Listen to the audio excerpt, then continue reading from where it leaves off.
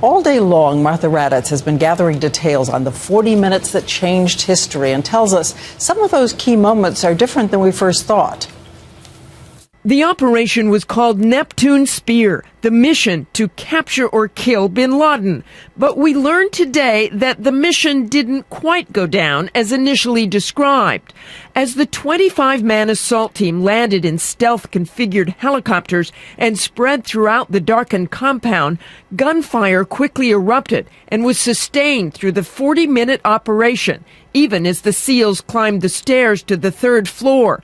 But when they came face to face with bin Laden, we learned for the first time today that the resistance that the White House had said bin Laden put up did not include a weapon. He was not armed, is what I understand to be true. Officials said today the resistance came from bin Laden's wife. First, they said she had been used as a human shield. Today, they say she made a threatening move. She was not armed either, but was shot in the leg.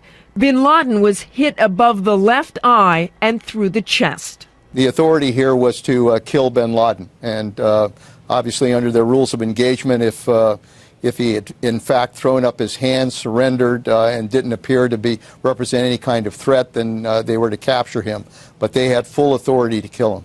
Weapon or not, the SEALs in that split second had no way of knowing whether bin Laden was wearing a suicide vest or whether the room was booby-trapped. The SEALs always planned for the worst-case scenario. And tonight, the computer drives and DVDs the SEALs were able to grab from the compound are being described as a motherlode of information. The material was flown to Washington, where copies were sent to the CIA and FBI. A copy was also left in Afghanistan.